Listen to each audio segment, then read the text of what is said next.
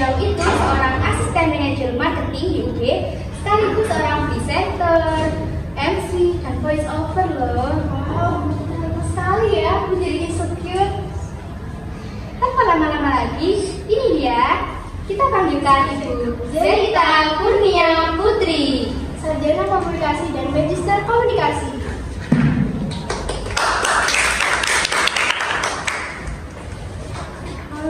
Halo, apa kabar Bu Zelita? Alhamdulillah baik. Gimana Mbaknya sehat? Alhamdulillah sehat. Tadi gimana perjalanannya Bu ke sini? Perjalanan dari Malang ke sini alhamdulillah lancar banget. Mungkin karena ini ya diberkati biasa bisa ketemu teman-teman sini ya. Oke. Suatu kehormatan Bu Zelita bisa meluangkan waktu untuk datang ke podcast kami. Sama ada juga. Terima kasih adik-adik yang hebat, luar biasa. Jadi gak sabar dan nonton. Iya dong, boleh. Bu Zelita ini kan seorang asisten manajemen marketing kan. Nah, itu gimana sih Bu awal perjalanan karir Ibu sehingga bisa menjadi asisten manajemen marketing? Oke, jadi sebenarnya di posisi yang sekarang itu sebagai asisten manajer marketing di UB.com Group, jadi kan kami itu adalah sebuah media official atau media resmi yang ada di Universitas Sriwijaya. Nah, kebetulan awal saya bergabung di UB.com itu sebenarnya kayak teman-teman nih sebagai host. Saya awalnya jadi presenter di UB TV, kemudian ditawari untuk bergabung di tim marketing. Kemudian setelah setahun karena ada pergeseran organisasi lah ya, pimpinan kami ada pergantian jabatan, dan saya kemudian diamanahi untuk memegang di marketing manager untuk asisten manajer sekarang. Dan itu sebenarnya kayak apa ya, nggak nyangka sih awalnya tuh saya di UB.com itu karena memang seneng aja, karena jadi presenter, karena passionnya di situ. Untuk di marketing mungkin karena memang beberapa pengalaman sebelumnya juga di dunia PR, dunia marketing, jadi bisa sedikit banyak membantu teman-teman di situ lah.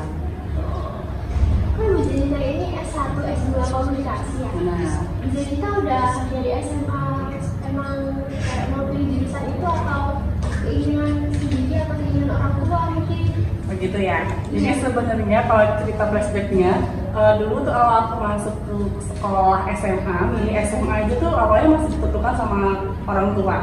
Jadi masih belum boleh tuh milih gitu. Pengen kan kebetulan saya dari Depok, pinginnya tuh SMA-nya di Jakarta biar lebih gaul dikit gitu kan. Tapi sama mama karena mungkin saya perempuan ya kan, jadi nggak boleh gitu. Akhirnya tetap di Depok di salah satu sekolah unggulan juga. Masuk itu kan masih kalau dulu tuh zamannya masih kayak Etanas itu masih ada pakai ranking, pakai name gitu kan. Jadi alhamdulillah yang masuk. Terus pas kelas 2 menuju kelas 3 kan penjurusan mau IPA atau IPS, itu lagi-lagi orang tua menentukan boleh kamu IPS dulu, disuruh masuk IPA, memang bisa masuk IPA bisa masuk IPS, disuruhnya ke IPA, tapi saya bilang nggak mau, aku nggak mau di IPA, boleh di IPS tapi harus di ekonomi katanya, karena kan dulu yang familiar itu orang paling jadi akuntan, jadi orang ekonomi itu kan paling keren gitu ya. Terus ya apa manut aja awalnya. Terus akhirnya karena waktu di SMP sama SMA saya ikut kegiatan kayak teman-teman di organisasi, ikut OSIS ya kan. Terus seneng kalau misalnya kegiatan itu suka jadi humas, jadi seksi acara gitu. Dan itu kayak seru deh kalau aku kerja di IO gitu, terus kerja di media gitu. Terus akhirnya bisa ngobrol ke mama, akhirnya mama dibolehkan milih ilmu komunikasi, dan alhamdulillah diterimanya di Universitas Sriwijaya. Gitu ceritanya. Keren sekali loh Bu. Terus selain jadi asisten manajer marketing, Ibu kan juga menjadi MC, presenter, voice over. Itu gimana sih Bu kok bisa gitu? Oke, kalau dulu sebelum pas masuk di UB TV karena memang basicnya saya itu presenter, jadi memang ada jadwal rutin. Jadi kita ada jadwal, setiap presenter itu ada jadwalnya seminggu sekali kayak gitu kan. Kalau pas cover juga sama kan, masih itu ngisi narasi untuk berita. Nah karena sekarang di manajer marketing udah agak padat kegiatannya, kayak sekarang kan ke teman-teman kayak gitu kan, nggak mungkin kayak hari ini harusnya saya take nih live di UB TV. Tapi karena untuk teman-teman akhirnya alhamdulillah disupport sama tim. Jadi teamwork itu sangat penting. Jadi ketika saya di kegiatan kayak gini, jadi saya sama host yang lain itu kayak tukar-tukaran jadwal lah, minta tolong siapa yang bisa gantiin saya gitu. Jadi intinya kalau misalnya kerja di manapun, media apalagi, itu harus ada teamwork gitu. Jadi ketika ada sesuatu yang nggak bisa, ada yang setiap membackup gitu sih. Begitupun kalau misalnya ada kegiatan di marketing, saya juga membantu teman-teman mengimprove mereka ya dong di MC atau ganti mereka. Jadi kita saling mensupport. Jadi intinya kalau di marketing itu nggak ada persaingan, kami itu saling support satu sama lain. Jadi kayaknya public speaking-nya tuh wah banget ya. Masa sih? Iya, confidence-nya gimana sih caranya kayak gitu, kayak bisa confidence banget. Jujur ya, setiap saya mau tampil tadi pun masih deg-degan. Masih kalau ini saya masih keringetan gitu ya. Itu nggak bisa dihilangin. Mungkin karena ya kebiasaan orang kan beda-beda ya. Ada yang memang nggak biasa sudah pede banget. Tapi kalau saya jujur awalnya justru saya tuh orang yang introvert. Saya tuh lebih suka kalau di rumah udah sendiri di kamar dengerin lagu, nonton film kayak gitu kan. Ya kan udah pengen tuh capek dengan hiruk pikuk di dunia luar gitu. Jadi awal tuh sebenarnya introvert. Kemudian tapi karena dia dorong orang tua tadi, kamu harus aktif, ikut organisasi segala macam terlatih dan nemuin lah di situ kayak asik deh kalau misalnya saat di MC. Saya tuh lebih seneng dibandingkan di marketing. Misalnya kalau marketing kan kita ada target penjual segala macam gitu, happy karena ketemu orang banyak. Tapi kalau ketika saya ngobrol kayak tadi di pemateri atau misalnya saya ngajar itu lebih ngerasa happy-nya karena kayak meluapkan unek-unek gitu sih, bisa kayak gitu. Ketemu sama orang-orang baru. Bener, dan kadang kalau aku ketemu yang teman-teman yang kayak tadi tuh asik gitu kan, itu kayak nyambung banget, ya itu kayak nggak berhenti ngomong deh udah kayak gitu. Jadi memang kadang kita harus nemuin dulu ya, kita tuh senangnya apa, passionnya tuh di mana, baru merasa enjoy. Jadi kalau public speaking pun memang bisa dilatih, tapi balik lagi harus dari dalam hati juga. Kalau kita ngerasa terbebani ya nggak bisa all out kayak gitu lah. Bener, berkadang kan yang kaku atau apa ya kan, kayak gitu, dari senyumnya aja udah kelihatan kayak gitu. Nah itu tuh harus dibiasakan gitu. Itu enjoy aja sih gitu. Kan ada Bu yang kayak introvert, ini belajar public speaking tapi kayak malu gitu loh, ngomongnya ngobrol sama gimana gitu. Nah, kalau sekarang tuh ada teknologi, kayak ini teman-teman punya podcast. Nah, apalagi sekarang ada sosmed, kalian tuh bisa minimal bikin konten tentang diri sendiri dulu. Kalau belum berani ngomong, palingan nyeritain apa sih yang kalian jalani selama satu hari, misalnya daily my life atau apa. Dibuat dari situ dulu, atau menceritakan melalui lagu, melalui puisi, itu dilatih awal dari situ. Nah, kalau kalian masih malu, ya itu coba ngobrol sama teman dekat dulu. Terus kalau misalnya saya sih banyak latihannya, kalau kayak ini misalnya mau ngisi materi, banyaknya ya saya coba kayak menyendiri dulu, terus saya bayangin ketika saya mengisi materi, orang audiens itu kayak apa sih, kenali audiensnya dulu. Misalnya kalau mau SMA, dulu SMK, mereka tuh karakternya kayak apa, senangnya ngapain. Kayak tadi kan saya juga materi di awal saya sepertiin gitu, tapi di akhir kita bikin ringan, bikin relax, bikin happy kayak gitu. Jadi disesuaikan sama audiensnya kita kayak gitu sih. Supaya public speaking bisa baik itu kan perlu konsistensi dan latihan terus menerus. Nah, biasanya kita itu mau latihan terus tiba-tiba males gitu. Gimana ya biar rasa males itu hilang? Wah iya, kalau rasa males itu pasti muncul, apalagi kalau udah capek. Ya, kalau misalnya kan kalian punya kerjaan, kita punya tugas di sekolah ya kan, belum lagi harus kayak gini di rumah, harus kerjaan rumah yang domestik yang harus kalian lakukan itu bantu orang tua, apalagi teman-teman yang punya aktivitas di luar itu. Kadang tuh kita punya titik jenuh. Nah kalau udah sampai situ sih biasanya kalau saya ya udah kamu kita butuh me time tuh. Apapun caranya kita sendiri punya tahu. Misalnya kayak saya nonton film gitu kan, nonton drakor gitu kan, atau baca komik. Itu saya kayak gitu kadang. Jadi udah menyendiri dulu, berikan waktu buat diri sendiri dulu, istirahat. Jangan dipaksa. Kalau memang sudah, makanya kalau kita nanti teman-teman yang sudah jadi MC profesional, itu kan ada jadwal mungkin ya awal-awal ya. Nggak apa-apa diambil semua job, tapi sempatkan waktu untuk istirahat. Paling nggak seminggu satu hari itu benar-benar istirahat kayak gitu. Jadi jangan dipaksa, diforsir diri sendiri karena pasti akan nemu titik jenuh. Nah itu sih banyak yang terjadi sama teman-teman saya juga yang akhirnya mereka aku berhenti dulu jadi MC gitu. Akhirnya dia lebih ke yang lain, terkait dengan apa-apa. Tapi selama kita bisa menikmati dan tahu kapan waktunya istirahat, ini harus balance gitu lah. Nah, pada saat kita public speaking, awalnya tuh kayak percaya diri, tapi tiba-tiba di tengah-tengah itu kayak tiba-tiba grogi gitu loh. Gimana itu supaya hilang groginya?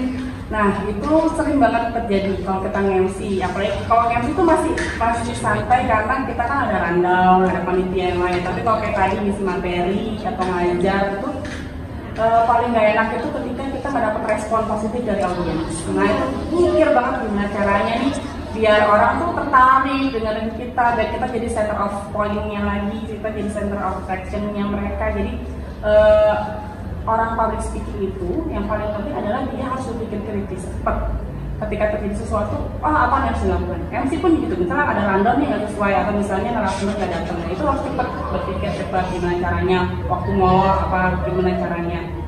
Nah kalau misalnya teman-teman terjadi di tengah-tengah tuh grogi lagi, kalau aku bisa tadi kayak diam dulu sebentar, tarik nafas atau minum, izin dulu minum bentar ya atau apa gitu. Itu nggak apa-apa, oke gitu, jangan dipaksain sampai selesai harus ini terus. Karena di kondisi tadi kan aku juga sebenarnya agak kurang mengerak badan, cuma ya kita harus maksimal di depan orang banyak. Nah balik lagi kita yang punya kontrol terhadap diri kita sendiri. Jadi kalau bisa kalian ngerasa capek, udah ngerasa ngeblank gitu, diem dulu aja, atau kita lemparin apa jokes cari yang bisa menarik perhatian dari audiens lagi, gitu sih. Di dalam public speaking itu kan penting banget body language. Itu gimana nantinya biar nggak kaku? Iya sih benar. Kadang orang itu punya ciri khas dari body language-nya.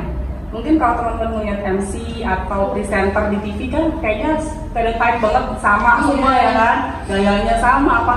Tapi akan kelihatan dari body language-nya, terutama dari mimik. Kalau dari nada bicara kan bisa ditiru, tapi kalau dari mimik itu kita punya karakter masing-masing. Caranya ya banyak latihan. Kayak aku dari pertama kali mulai presenter, kalau MC itu mungkin udah lama dari mulai zaman sekolah. Tapi kalau jadi presenter kan baru 1 tahun terakhir ini. Jadi itu di awal oke, jadi bener nggak ya, ini bagus nggak ya? Ya kita review aja, lihat di YouTube-nya apa hasil rekamannya. Jadi kalau kalian jadi public speaking, latihan dulu direkam, terus dilihat ukurannya gini, gitu. Terus banyak bercermin, latihan cerita cermin, gitu. Terus paling ampuh sih ketika kita belajar sama orang lain.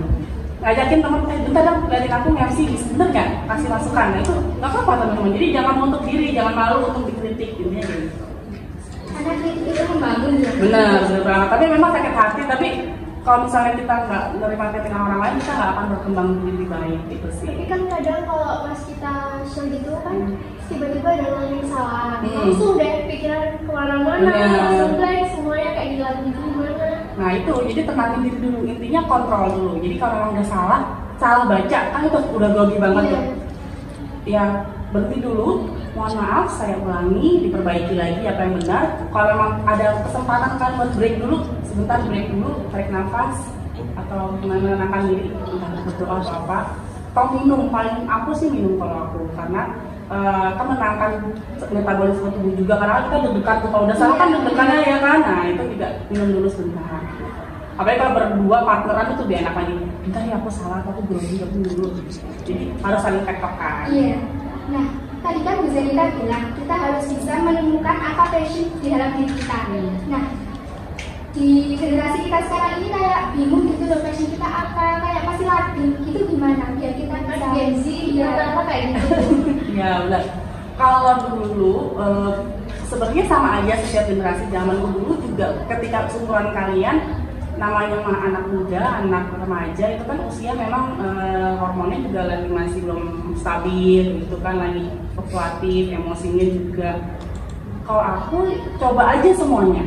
Nanti kamu akan menemukan ketika akan menemukan mau kuliah atau mungkin mau bekerja. Karena kan kamu pengen kuliah di sini, pengen bekerja, udah punya tujuan nih bidangnya masyarakatnya apa atau bidang pekerjaannya apa. Kalau sekarang coba aja semua, jangan takut. Intinya gitu. Jadi kita nggak pernah tahu kita tuh passionnya di mana. Kadang dulu aku nggak pernah tahu karena aku lebih seneng ya ini di dunia public speaking. Padahal udah dari kecil tuh ya karena aku introvert disuruh nari, suruh nyanyi, semua kayak dicobain gitu. Karena aku bisa nggak ya gitu. Jadi jangan takut mencoba hal baru. Terus jangan melihat orang aku tuh jadi kecil gitu. Orang itu hebat, jadi motivasi justru, jangan malah ngedownin kita. Itu sih. Jadi coba aja nggak apa-apa. Nanti kamu akan pasti nonton, aku lebih enjoy di sini deh gitu. Nah teman-teman, selain itu ternyata Bu Zenita ini hobi sekali loh sama modeling dan juga fashion design. Bisa diceritakan Bu? Kalau modeling itu sebenarnya sama, balik lagi waktu dari kecil itu sama orang tua memang sudah diperkenalkan sama dunia seni. Nah, suatu saat pernah diajak itu dari mulai kecil, SMP atau SD itu sudah mulai kayak lomba-lomba fashion, kan banyak tuh fashion anak-anak kecil. Nah, terus SMA tuh vakum udah karena udah capek, jenuh, karena kan udah bosan anak-anak dulu kan karena dipaksa orang tua, jadi udah jenuh, akhirnya coba hal baru yang lain.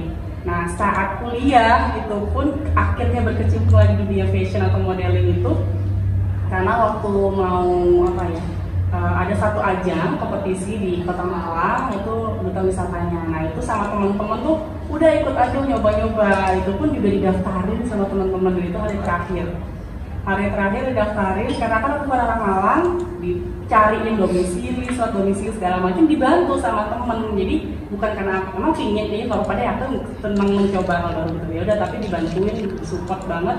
Akhirnya pas daftar ternyata masuk sampai final, grand final.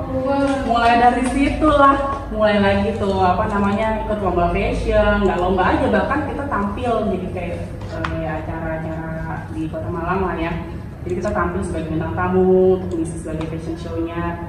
Terus pas udah menikah, nah kan udah agak berkurang tuh fashion. Sebenarnya sampai menikah tuh sempat fashion show untuk yang baju-baju orang-orang dewasa, baju muslim segala macam.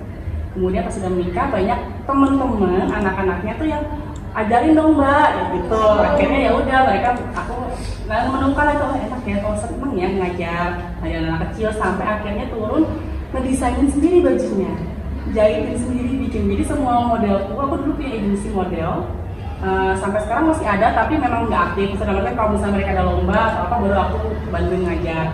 Nah, itu dari mulai bajunya, make upnya itu semua dari aku. Jadi kayak nemuin hal yang lucu ya, terus iseng-iseng ngirim desain pas lomba Malang kan pernah ada, cuma alhamdulillah keterimanya malah di Sumenep itu yang batik festival di sana, ya itu jadi pemotivasi lagi. Akhirnya sampai sekarang pun ya senang aja kalau melihat teman-teman yang ngedesain apa, jadi masih sering belajar sama kayak teman-teman di sini. Gitu. Berarti Ibu Zenita ini sangat suka sekali ya mencoba hal yang baru. Bener, karena kalau misal daripada di rumah diem, kalau kata orang, kalau aku tuh di rumah malah sakit. Jadi lebih baik di luar rumah ngapain, atau di rumah tuh masih kegiatan apa, batik atau apa, gambar gitu. Kalau di rumah jenuh ya Bu ya. Bener banget. Kalau apa-apa tuh malah kita kayak nggak ada aktivitas tuh malah kayak bikin capek gitu kan. Bingung, aduh mau ngapain lagi? Bener, karena kalau udah selesai drakor ngapain lagi kan gitu ya. Kayak drakornya udah tamat, cari Bener. lagi. Pas lihat, aduh jenuh lagi kegiatan apa, jadi sampai sekarang sama anak-anak kalau pas lagi di rumah liburan ngapain ya, masak bareng kayak gitu. Jadi ada kegiatan-kegiatan yang nggak cuma tidur ya gitu loh. Kalau bisa saya simpulkan, berarti yang terpenting itu adalah bagaimana kita itu mencari passion dan kita selalu berusaha untuk melakukan segala hal-hal baru yang belum pernah kita coba, karena kita nggak tahu kan Bu, itu yang nantinya bakal membantu kita itu yang mana. Bener banget. Terus jurusan itu bukan jadi patokan nanti kita kerja apa, kan pasti punya hal-hal yang bakal jadi patokannya sendiri. Benar. Mungkin Ibu ada kesan dan pesan untuk siswa SMK S1 Turan? Oke, kalau SMK S1 Turan ini siswanya itu kalau saya bilang sebenarnya luar biasa banget. Teman-teman di sini itu sangat kreatif, dari mulai produk-produk yang saya lihat di sini. Kemudian sekolahnya juga keren banget, lengkap fasilitasnya. Kemudian ketika tadi berinteraksi dengan teman-teman juga sangat sangat interaktif, sangat gampang untuk diajakin kolaborasi. Jadi intinya adalah teman-teman itu gimana caranya meluangkan apa yang ada di kreativitasnya mereka. Jadi harus ada wadah yang bisa memfasilitasi. Kalau misalnya teman-teman nggak ada, misalnya di sekolah udah jenuh atau misalnya kurang merasa, ya nggak apa-apa, jangan takut-takut untuk berkreasi di luar, karena di luar sana pasti banyak yang lebih mengapresiasi juga. Jadi jangan takut. Ketika di sekolah kita merasa kurang, carilah informasi, cari pengalaman itu dari dunia luar, karena teman-teman di sini tuh sudah punya bakat, sudah punya skill, sudah punya value yang lebih dibandingkan teman-teman yang lain. Nah, kita sudah sampai di penghujung acara nih teman-teman. Terima kasih ya Bu Zenita sudah meluangkan waktunya untuk kita. Sama-sama. Nah, buat kalian semua, jangan lupa untuk like, comment, and subscribe, serta nantikan video kita selanjutnya. Bye-bye.